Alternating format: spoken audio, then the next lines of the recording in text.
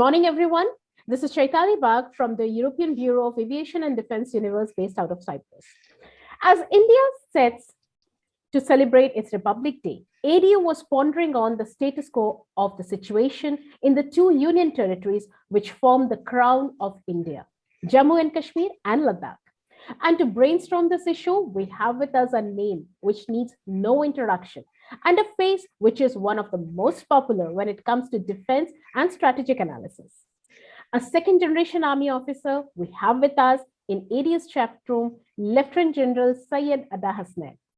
PVSM, UISM, AVSM, SM, VSM, and BAR has extensive experience in the handling of turbulent situations throughout his career, which gave him hands-on insight at different ranks in diverse environments, such as Sri Lanka as part of IPKF, Siachen, Northeast India, Mozambique, and Rwanda as part of UN forces, and most frequently in Jammu and Kashmir, where he served 17 years, ending as the commander of the Srinagar-based 15 Corps.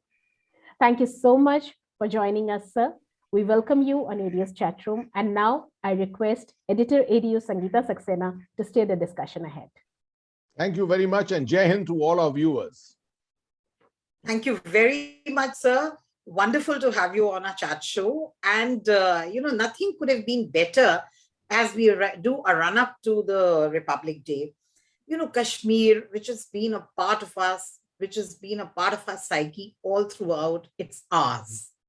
And now that we have Kashmir, J&K into two union territories, and, it's just been not a very great time, we really would want to ponder this Republic Day as to what is the status of the two union territories, sir. And who better than you, sir? Who better than you? Your experience with Kashmir is great. Your experience in the army, of course, is wonderful. And our audience actually do not need an introduction. But the truth is, sir, that we like to first understand what is the status quo in the valleys? Jammu and Kashmir at the moment, yes, the year 2022, on the 26th of January, I would say is completely stable. It's not the situation which existed 30 years ago in 1990. 19th of January 1990, if you remember the virtual Holocaust of the virtual genocide of the Kashmiri Pandits which took place. So we have traveled a huge distance since then. The government took a bold decision, the government of India, on the 5th of August 2019 to amend the Article 370, by which a full integration of Jammu and Kashmir took place with India. But at the same time, it took an administrative step to bifurcate Jammu and Kashmir into Ladakh as a union territory and the territory of Jammu and Kashmir as one union territory. We learned that the union territory of Jammu and Kashmir will subsequently be restored to the status of a full state in the years to come. Now, when it happened in the year 2019, it was the year of Pulwama, it was the year of Balakot, it was the year of a fair amount of violence which was going on in the streets of Jammu and Kashmir at that time. If one notices, since then in 3 years' time, violence in the streets has subsided almost completely. There is still infiltration, a little bit of infiltration on, and you do have encounters. You've also almost eliminated 190 terrorists this year, which is a fairly large number. And at the same time, recruitment continues to a fair extent.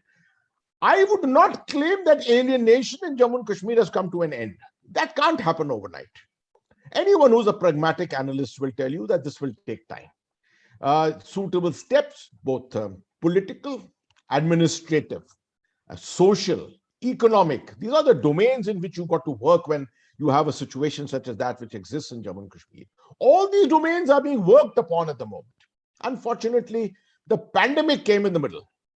Within a year of, in fact, less than a year, within 6 months of what happened in 2019, the pandemic came, and we've been now 2 years into the pandemic, which has set back the whole process of integration, normalization of Jammu and Kashmir. So I would still say we are a fair distance away from complete normalization, but the process is very much on. There will be glitches, there are challenges. We've already seen in the month of October how Pakistan attempted to switch the whole focus from Afghanistan back into Jammu and Kashmir through targeted minority killings. These are the kind of things which we will encounter as we go along. But I think India has got the measure of it, and through effective governance, effective social outreach, good military handling of the security situation, I don't see any reason why Jammu and Kashmir shall not be fully integrated. As it is fully integrated, but in heart and mind, in letter and spirit, the people will be a part of India. Wonderful, sir. And in continuation, sir, I want to ask a question. Has Jammu gained something after the abrogation of the Article 370?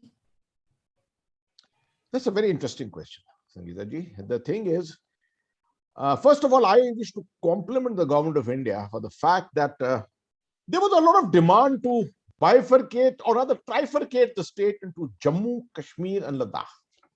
That temptation was eschewed, and they kept Jammu and Kashmir together. I'm one of those voices who, for many years, has always been advocating that that peace in Kashmir will always come through the Jammu route. There is no one who understands the Kashmiri mind, the Kashmiri landscape, the Kashmiri compulsions better than the people of Jammu, because they're neighbors. They've lived together all these years, right?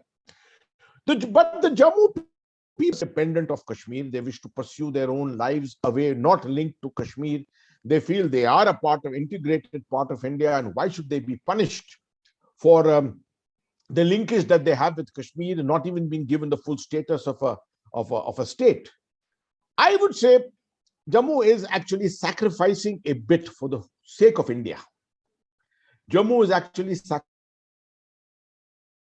sacrificing a fair amount to ensure the full integration of the territory of Kashmir with India. I would appeal to the people of Jammu that they should look at it from this particular insight, and not from an angle of what they will immediately gain. Jammu will stand to gain tremendously in the future, in the not so distant future. But their requirement, this requirement of the territory of Jammu, the requirement of the culture of Jammu, the requirement of the people of Jammu, and that is what we are all looking to. Not many people in Jammu will agree with my contention at this time, but I'm very, very certain that in the years to come, the people of Jammu, actually the people of India, will thank the people of Jammu for what has transpired in terms of their role in the integration of the whole territory of Jammu and Kashmir, which will eventually become a state as we know it. Sir, and now, we go from Jammu, we move to the North Peeth Panjal. And, it's in journalism, there's a very common narrative that absence of violence is not peace. Does that stand true, sir, for the valley and for the Jammu and Kashmir as a whole? This is a terminology I used very, very extensively while I was in Jammu and Kashmir. I continue to use it in all my writings today. I had a fairly bad experience where I felt at one stage, South Kashmir, which is the area which was burning since 2015-16, I knew South Kashmir fairly well because I was looking after operations in South Kashmir many years ago. I thought I knew the people very well. And when I was commanding the corps, South Kashmir was stable. It was North Kashmir which was more worrisome. It was infiltration which we were worrying more about.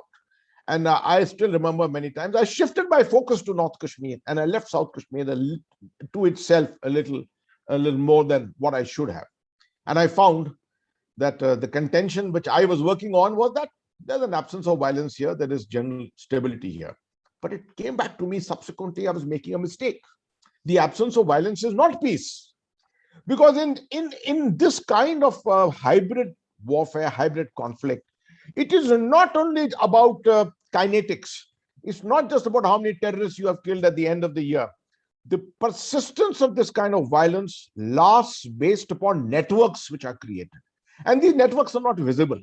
They're invisible networks, overground worker networks, media networks, legal networks, financial networks, or No state of terrorism can ever persist in an area without these networks being there.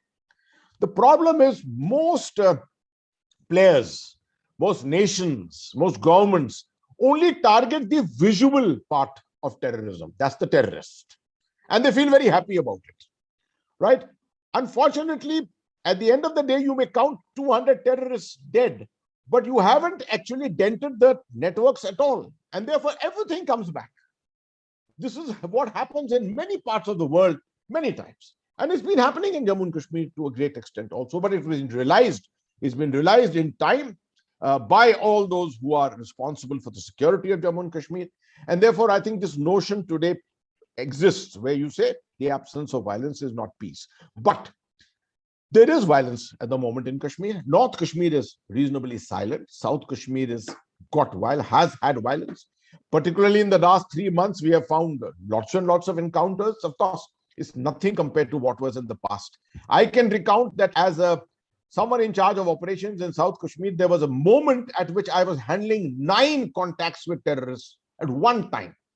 Today, if you have one contact in 3 days, 5 days, or 7 days, it's considered to be a good thing. In the sense, it's considered that you are very, very operational at that time. So there is a come down, there's a climb down in the overall violence, but violence is there. Violence is still very much there, which means that radical ideologies are still present.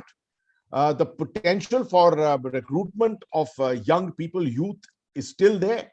There is an inspirational message coming out of Afghanistan, perhaps, which Pakistan is using and exploiting to a great extent. Social media is rife, and social media is invisible many times, where lots and lots of people are being contacted without your coming to really know about it. So it is the modern forms of warfare, hybrid warfare, which are being played out in Kashmir at the moment. So I would say it's not peace which has been established there, right? It is a degree of stabilization that we have achieved, and we have to work much harder to ultimately move towards a situation which we can call a peaceful situation. Wonderful, sir. And sir, in continuation, what is the rate of infiltration, or has the infiltration increased? What is the infiltration level at the moment? We heard the chief saying at the press conference that infiltration had lessened. We'd actually like to understand from someone like you who's in touch with the state very regularly. See, in the 90s, the strength of terrorists in the valley was approximately 5 to 6,000, right? It was made up by local recruitment. It was by infiltration of Pakistanis and an infiltration of a lot of other foreign terrorists. By 1996, this pipeline of foreign terrorists who had come from the Afghan war had dried up. And it was only left to Pakistani terrorists. Lashkar-e-Toiba in 2000, you found the Jaish-e-Mohammed coming up. So you found that in North Kashmir, South Kashmir, there were different ratios from different times. There were 60% foreign terrorists, 40% local terrorists in the north. In the South Kashmir, there were more local terrorists and less foreign terrorists and things like that. All this situation was based upon human resource availability, which was essentially through recruitment and through infiltration. Now, recruitment did come down to a great extent. It went up again in only about 5-7 years ago. But infiltration continued. It's very difficult stopping infiltration in this particular area. Very, very difficult terrain. And you can't put a soldier at every meter. So ultimately in 2003, the Indian Army constructed the LOC fence, what is called the anti-infiltration obstacle system, in General Nirmal Vij's time when he was the chief. And that proved to be very effective. Now, a very strange terminology called the mathematics of terror. You see, till 2002 or so, we used to eliminate about 1,200, 1,400 terrorists every year. But at the end of the year, when you took a bean count, you found 2,000 had infiltrated, 2,200 had infiltrated, because we couldn't stop it. We encountered them, we stopped a lot of them, but we couldn't wipe it out completely. So at the end of the year, the terrorists always had the advantage. When the fence came up, when the AIOS came up, the mathematics reversed. We started eliminating many more terrorists than the number which could come inside. So as a result, the numbers started reducing. And today, if you find the numbers come down to 200, 250, it's because of the effect of the AIOS. And also the effect of our social outreach to reduce the degree of recruitment, local recruitment, which has taken place. I would say the day when I would celebrate would be the year when the number of local recruitment would be less than 30, 20, 30. That will really not add to the coffers of the terrorist organization. But the infiltration from across, I do not claim that I can ever make it zero. It'll be very, very difficult. But it can be reduced. I remember in my time as a co-commander, it was reduced to about 46 in a year, in a particular year. And it can go up to 100. It can remain in double figures. But the chief is absolutely right. We have succeeded with technology, with additional resources being deployed. We have succeeded in ebbing infiltration, but we have not been able to stop it completely. Absolutely, sir. And then one very important question which comes into my mind is that with the fall of Kabul to Taliban, did it make a difference to the Kashmir Valley? Very interesting. And this question used to be put to me in some form or the other when I was the co-commander. And Afghanistan was raging. Osama bin Laden had just been killed in 2011. I remember April 2011 when Osama bin Laden was killed. And some scribes used to ask me, so what is the effect of Afghanistan on Kashmir? And I used to always say, when you throw a stone into water, there will be ripples.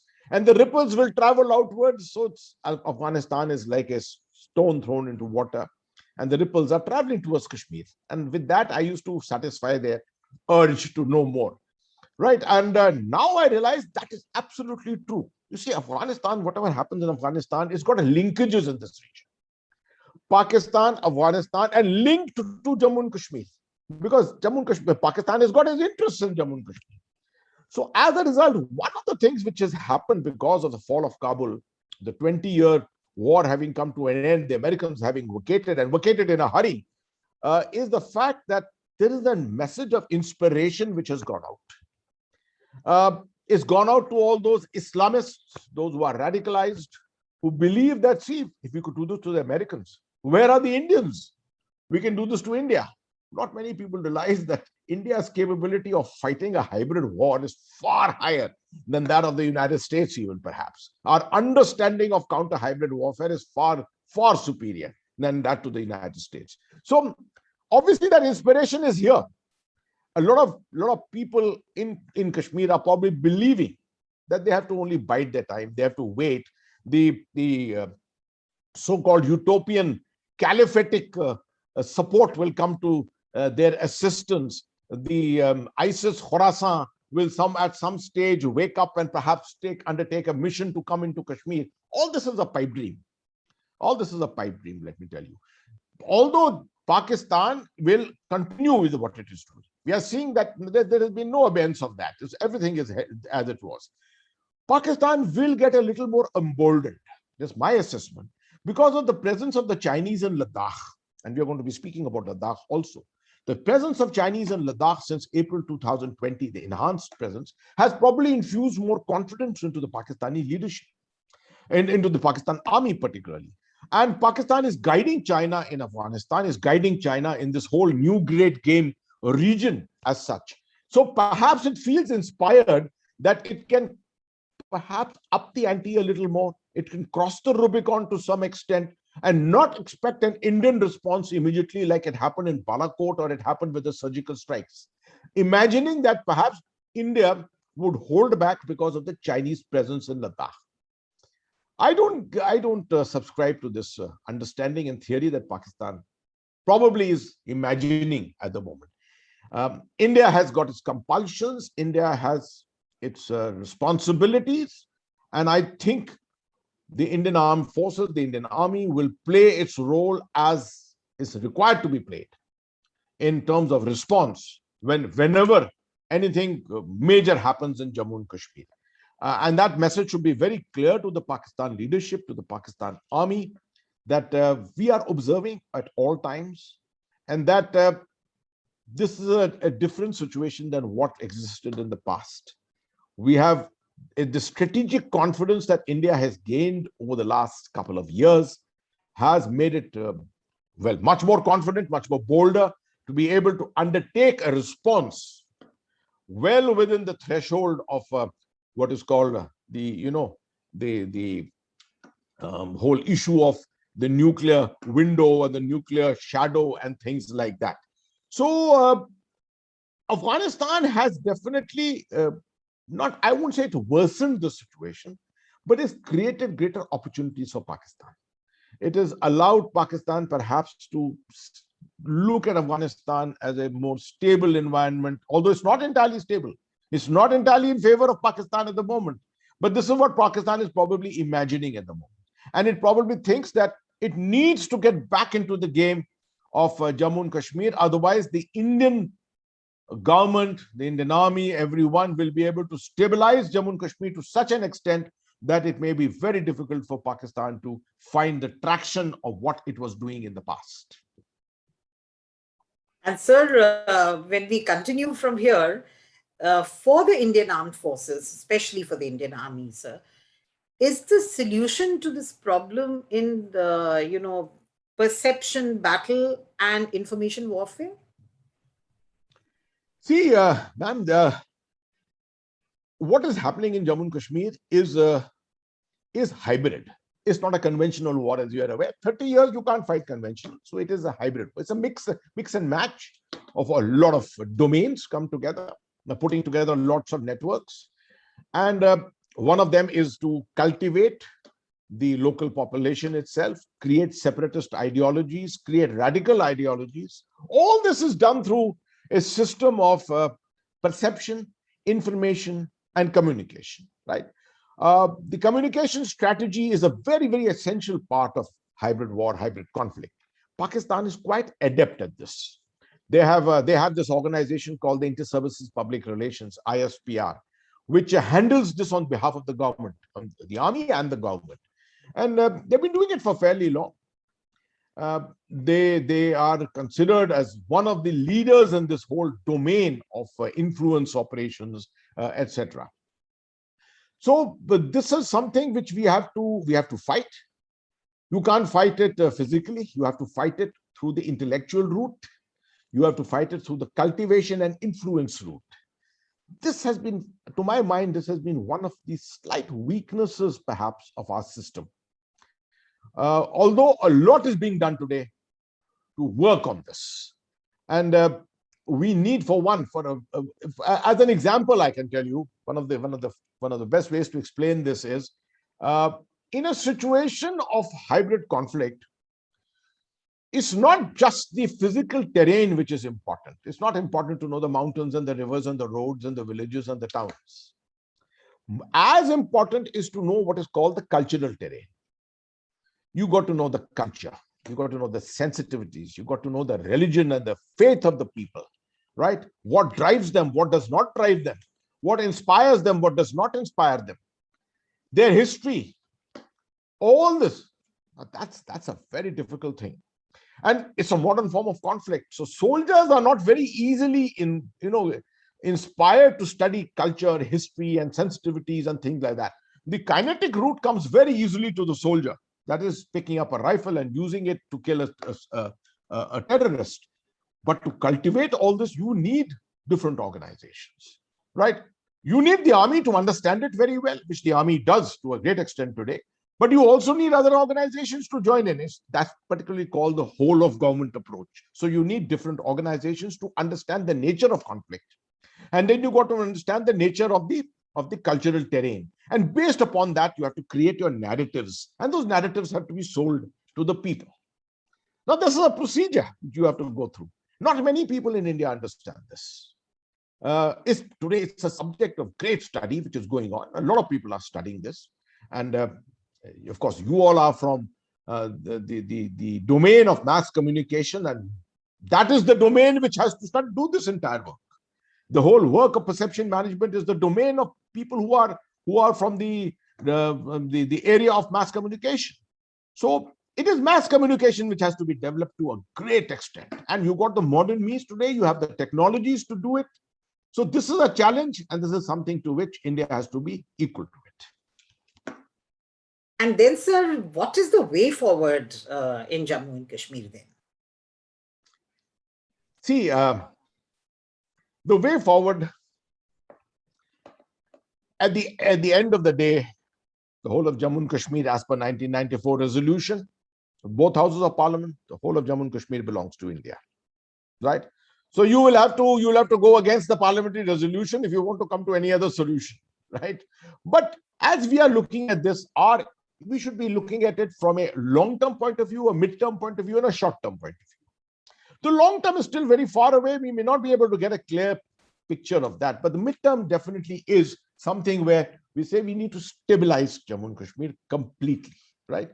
We've got to make sure that the perception which exists in Pakistan, that they can continue to to fight 1,000-year war against us, 1,000 cuts against India and bleed the Indian economy. This perception has to be changed. And Pakistan probably has to get a perception that it can also be hurt equally as much as it is hurting India, right? Now, this has to be strategized. It has to be strategized in different ways. And while we are stabilizing our own front, while we are making sure that the next and the next and the next generation of people in Jammu and Kashmir who grow up think, imagine, perceive themselves as true Indians. While we are doing all this, we have to neutralize what is the efforts which are going on from the other side. Those efforts will be going on all the time to try and make sure that the Kashmiri thinks he's different. The Kashmiri is not an Indian. The Kashmiri is a part of the Islamic Ummah and he's separate and he's a Pakistani or whatever different options they think of, right? We have to give that clear perception that he is an Indian, is an equal to everyone else. Therefore, whatever strategy we follow, this should be the ultimate aim. So while in the very short term, we militarily stabilize ourselves, continue playing the perception and the communication game, the midterm has to be all about changing the minds of the next and the next generation. And the long term will come as we continue forward and achieve what we are looking to achieve as far as the midterm is concerned. Right, sir. And, no discussion for Republic Day on such a subject can be incomplete without discussing the second union territory it was made, Ladakh, sir. What is the situation in Ladakh today, sir, after it became a union territory? See, I have been to Ladakh, well, at least 2 or maybe 3 times since it became a union territory. And I've had deep discussions with the Lieutenant Governor there. I find a very dynamic Lieutenant Governor there, very dynamic administration there. Since I'm myself involved with disaster management, I do many times go and discuss issues of administration and disaster management there. I find them very, very forthcoming. There is no doubt that as far as Ladakh is concerned, the distraction has been what is happening on the other side of the Ladakh range. That is on the Pangong Tso and on the route going up to Daulat Beg Oldi and places like that with the Chinese. Unfortunately, very few people have been talking about what's happening in Ladakh proper. In Leh, in Kargil, in Turtuk, Nubra Valley, in Zanskar and places like that. Well, the Ladakhi always felt that he was at the wrong end of the stick. And he was always sort of browbeaten virtually into submission and was not getting his due as far as his voice was concerned. The development funds were not available and what could have been done to develop Ladakh all these years had not been done. So as a result, today, when self-governance is there, although there's no assembly there, the Lieutenant Governor is the administrator, I find lots and lots of projects which are coming up there. Lots and lots of projects and lots of efforts going on. For example, last year, I was quite amazed when they opened the Zojila tunnel, the Zojila pass very early and kept it open, almost kept it open throughout. Now, this is one of the very, very major challenges. And now with the Zojila tunnel coming up, now with the communication arteries coming from Manali, Pathankot, Manali improving by the day with more infrastructure, more helipads, more airfields coming up. You'll find tourism, for one, will increase in a huge way, right? Development works will continue. Employment will go up in a big way. The power sector, which is something which is a huge challenge there, will also come in a much bigger way. All this will contribute, to my mind, in the next 5 to 10 years, Ladakh is going to be somewhere else, right? And at the same time, we have to be mindful of the fact that on the line of actual control, there is also tension which is brewing. This is something we have to be careful about. My hats off to the Indian Armed Forces, the Air Force and the Army in particular, that they've been able to get their act together, putting 50,000 troops on the other side of the Ladakh range, building the infrastructure for them, getting the equipment in place. My God, getting tanks to that place, and the number of tanks that they've been able to bring to that place has been a really almost a miracle, I would say. So, from my side, every time I go to Ladakh, I only come back happier to see the situation improving, and I look forward to a very, very rosy future. And I find the area chock full with tourists. And as we are talking, I'm sure in the near future you're going to find that tourism in this particular area, is going to enhance in multiples. And that is something which we really look forward to. The infrastructure for tourism is all there. It's coming up in a very big way. In Leh, even at the Pangong Tso, even in the conflict zone of the Pangong Tso, there is a tourist infrastructure which is in place there. So, to my mind, on a public day this year, there's something good and happy to report about Ladakh, besides what's happening on the line of actual control. Right, sir. And no conversation can be complete without getting an understanding on the Siachen Glacier. Will it remain a permanent battlefield, sir? I have served in the Siachen. I have commanded my unit at the Siachen, and I'm very intimately involved with the Siachen narrative at most times. It's not understood fully in India. Lots of people don't know it, because unless you put a map in front of you, you can't understand it. Pakistan has played its influence games and played its narratives around the world. It's fooled its own people to tell them that they are sitting on the Siachen Glacier, while they cannot even see the Siachen Glacier. They are not even on the Saltoro. They are far away from the Saltoro Ridge. They are making films with Discovery and other channels to say that the Pakistan army is in Siachen. But they know that those areas are nowhere near Siachen. And at the end of the day, they're talking about mutual withdrawal from Siachen. I would say the trust deficit between India and Pakistan is such today, particularly after Kargil and the continuing narratives on Kashmir.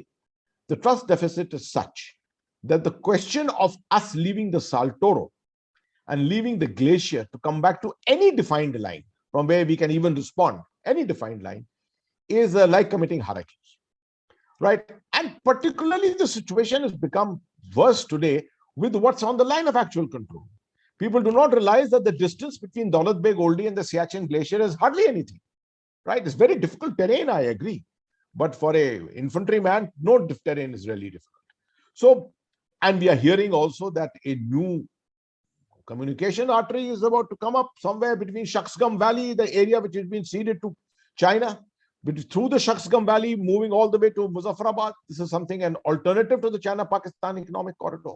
So, with all this happening, I would not like to see the vigil of the Indian army being reduced. And because I would always could explain it on a map to anyone who challenges me, that if we do not hold Saltoro, we cannot hold the Nubra. We cannot hold the Nubra, we cannot hold the Shok Nubra, that entire valley leading up to Turtuk. And if we can't hold that, then virtually we have to withdraw and come back to lay our defenses on the Ladakh range, which is not a very happy situation for us, because that means eastern Ladakh, which is where we are at the moment with all our presence, eastern Ladakh will be very, very difficult to defend. So with that note, I would say India must persist in its presence on Siachen unless the trust deficit is completely overcome. Then it's a different issue completely. We can talk as brothers then, in case we have to. And sir, my last question would be, we have two neighbors. They're the not so friendly neighbors with us, but they are great friends with each other. So the point is that that is a major challenge for us, both militarily as well as geopolitically. So how do we meet these challenges? I think the finest way of meeting external challenges of this kind to your borders, to what happens inside your borders today within the world of technology today, is to ensure that you are equal in strength, if not more, than the joint capability of those two adversaries, which means India has to get its act together. We are already working very much on it and ensure that our development only increases, our growth process only enhances, our modernization of the armed forces, that includes the Navy and the maritime capability also, must enhance in a very optimal kind of a way. In these situations, it is strength, not just military strength. It is the resilience of a nation, which essentially means your military strength, your economic strength, and more important than anything else, your social strength. Your capability to be united, your capability to put everything in a joint way. You can't be different faiths, you can't be different castes, you can't be different regions and different ethnicities. India's strength lies in its unity. And that's the picture which you must always project to these two nations, that they cannot play with India's unity in any way. Right, sir. Wonderful. I think our audience are going to be blessed when they listen to this interview. And General Hasnain, I think, we at ADU are also feeling extremely happy about a fact that we could get it from the horse's mouth, a discussion on a day which we're going to celebrate a few days from now, which is one of the most important days and with the national fervor. And we talked about two union territories which are absolutely our crown. They've been bearing the brunt of, enmity for very long. And we're so happy to see that, things are becoming better, to hear from you how we could do how and what we could do to make things better. I think, sir, we'd really like to thank you for being here on the show with us. Thank you so Thank much. you very much. And Jai Hind to all our viewers. Jai Hind, sir. Happy Jai Hind, Republic sir. Day to all our viewers. Thank you, sir. Thank you very much. And now I take you back to Cyprus, where Chaitali is waiting for us. And, she'll continue with where we leave off. Thank you so much, sir. And yes, as ma'am said, Jammu and Kashmir, Ladakh, ever interesting topic for all our Indians. And thank you so much for putting so many new light on the issues that really needs to be discussed further. Thank you so much. It was very intriguing, very interesting to hear you. And we hope to see you again soon on the chat room, sir. Thanks for your time. Thank you. Thank you very much. Jai Thank Hind, you very sir. much. Thank you. Thank you so much. Thanks, Chaitali. Thank you, sir. Jai Hind, sir. Thank you.